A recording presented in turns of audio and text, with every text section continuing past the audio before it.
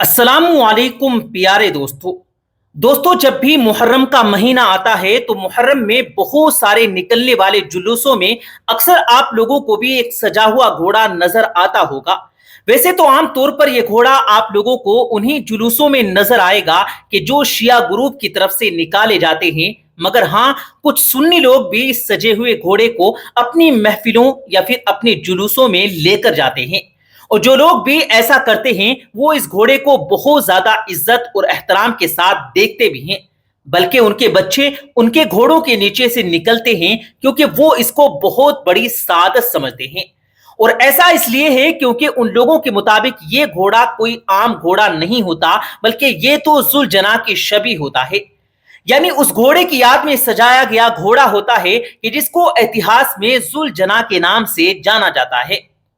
अब दोस्तों, मुहर्रम के मौके पर इस तरह से घोड़े को सजाकर जुलूसों में निकालना किसने कब शुरू किया और क्यों शुरू किया, ऐसा करना सही है या गलत है, इन सब चीजों में तो हम आज नहीं पढ़ेंगे। मगर आज की इस वीडियो में हम लोग जुलजना घोड़े के इतिहास को जानने की कोशिश करेंगे कि आखिर इसकी गिनती आज भी इतिहास के सबसे मशहूर घोड़ों में क्यों की जाती है, और आखिरी पैगंबर यानी हजरत मोहम्मद सल्लल्लाहु अलैहि वसल्लम के साथ इस घोड़े का क्या खास कनेक्शन था। ये मशहूर घोड़ा कहां से आया था, और आखिर हजरत इमाम हुसैन की शहादत के बाद अचानक से ये घोड़ा कहां गायब हो गया था।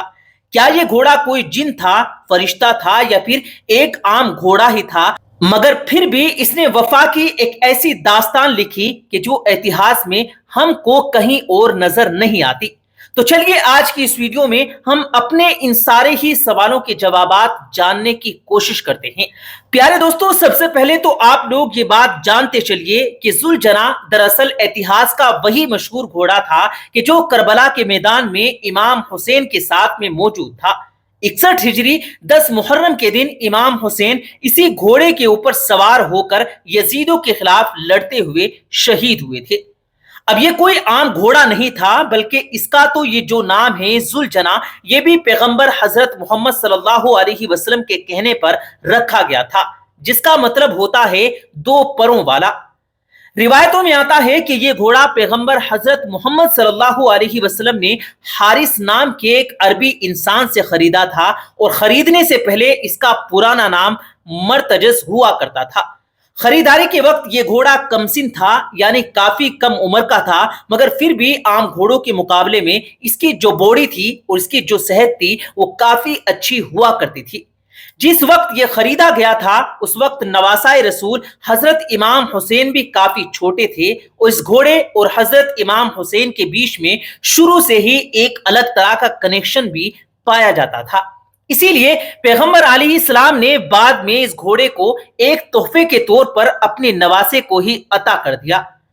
हालांकि इस रिवायत से अलग भी यहाँ पर कुछ और भी रिवायतें मिलती हैं। मिसाल के तौर पर जैसा कि एक रिवायत में ये दावा किया गया कि मर्तजस नाम का ये घोड़ा दरअसल माले गनीमत के तौर पर पैगंबर अलैहिस्सलाम के हिस्से में आया था, जबकि एक दूसरी रिवायत में यह भी जिक्र किया जाता है कि मिस्र के बादशाह मकोकस ने इस घोड़े को एक तोहफे के तौर पर पैगंबर मोहम्मद सल्लल्लाहु अलैहि वसल्लम के सामने पेश किया था। फिलहाल रिवायत जो भी सही हो, मगर एक बात क्लियर है कि यह घोड़ा नबी अलैहिस्सलाम के वसीले से ही, यानी उनके जरिए से ही ट्रांसफर होकर हजरत इमाम हुसैन के पास पहुंचा था। अपनी उम्र का ज्यादातर हिस्सा इमाम हुसैन के साथ गुजारने के साथ इमाम हुसैन के बिल्कुल आखिरी वक्त में, यानी करबला के मैदान में भी जुलजना नाम का ये घोड़ा उन्हीं के साथ मौजूद था। और जैसे उनके साथ में मौजूद उनके बाकी तमाम साथी शहीद हुए, वैसे ही इस घोड़े ने भी आखिर में अपनी जान का नजराना पेश किया।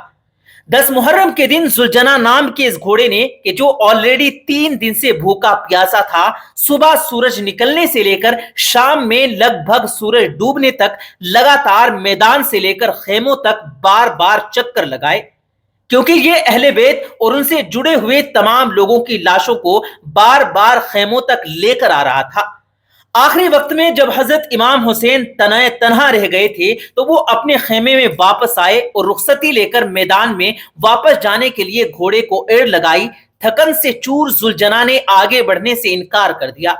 کیونکہ حضرت امام حسین کے اس وفادار ساتھی کو میدان میں لگاتار رہتے ہوئے یہ محسوس ہو چکا تھا کہ آگے کیا کچھ ہونے والا ہے۔ اسی لیے ذوالجناح نے امام حسین کو خیمے سے مقتل تک لے جانے کے لیے منع کر دیا۔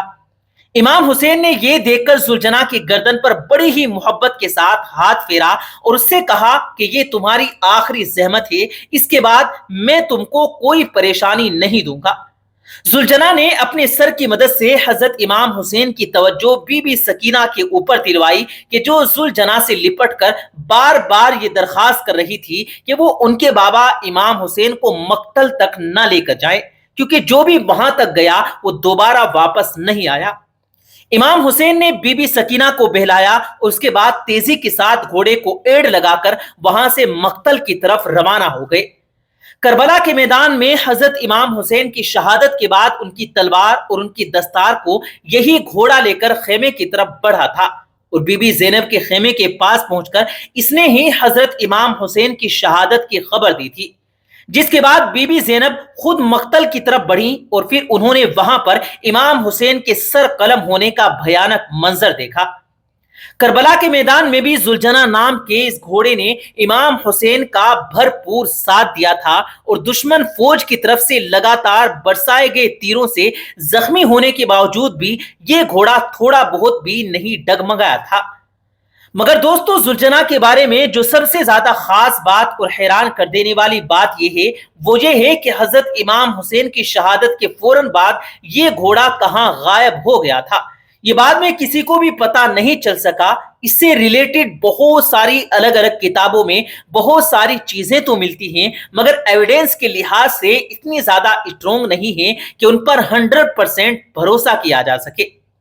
مثال کے طور پر کچھ کتابوں میں یہ مینشن کیا گیا ہے کہ حضرت امام حسین کی شہادت کے غم میں نڈھال ہو کر اس گھوڑے نے بھی دریائے فرات میں چھلانگ لگا کر اپنی جان لے لی تھی، جبکہ کچھ کتابوں میں یہ بھی مینشن کیا گیا ہے کہ اپنے آقا کی شہادت کے بعد یہ گھوڑا ریگستان کی طرف نکل گیا تھا اور پھر دوبارہ کبھی بھی واپس لوٹ کر نہیں آیا۔ بہرحال زیادہ تر اتہاس کار اس بات پر ایگری کرتے ہیں کہ ذوالجناح نام کے اس گھوڑے کی زندگی کا خاتمہ بھی حضرت امام حسین کے شہید ہونے کے ساتھ ہو گیا تھا۔ کہنے کو تو دوستو یہ ایک بے زبان جانور تھا، مگر پھر بھی اس نے امام حسین کے ساتھ اپنی وفاداری اور اپنی محبت کے بل بوتے پر اپنا نام قیامت تک کے لیے اہل بیت کے ساتھ جوڑ لیا ہے۔ مطلب ہماری اس دنیا میں جب جب اہل بیت کا ذکر ہوگا تب تب ذوالجناح نام کے اس گھوڑے کا نام بھی لوگوں کی زبان پر لیا جائے گا۔ دوستو، جیسا کہ میں نے آپ کو پہلے ہی بتایا کہ ذوالجناح سے ریلیٹڈ الگ الگ کتابوں میں بہت ساری چیزیں لکھی گئی ہیں۔ مثال کے طور پر کچھ اتہاس کاروں نے تو یہ تک کہہ دیا ہے کہ یہ گھوڑا کوئی جانور نہیں بلکہ جانور کی شکل میں ایک جن تھا کہ جو حضرت امام حسین کی خدمت پر لگا ہوا تھا، جبکہ کچھ نے لکھا ہے کہ یہ گھوڑا کوئی عام نہیں تھا بلکہ نسلی طور پر بہت خاص تھا، یعنی پیغمبر حضرت محمد صلی اللہ علیہ وسلم کے لیے ہی بنایا گیا تھا، کیونکہ اس کا شجرہ تو اوپر جا کر حضرت اسماعیل علیہ السلام کے گھوڑے سے مل جاتا ہے۔ اب ان تمام باتوں میں کتنی سچائی ہے اور کتنا فسانہ ہے یہ تو خدا ہی جانتا ہے۔ باقی آج کی اس ویڈیو کو ہم یہیں پر ختم کرتے ہیں۔ ویڈیو اگر اچھی لگی ہو تو ویڈیو کو لائک کرتے ہوئے دوستوں کے ساتھ ضرور شیئر کیجیے گا۔ اگر آپ نے ہمارے چینل کو سبسکرائب نہیں کیا ہے تو ہمارے چینل کو بھی ضرور سبسکرائب کیجیے گا۔ ہم ملتے ہیں ایک اور کسی قیمتی ویڈیو کے ساتھ، تب تک کے لیے اللہ حافظ۔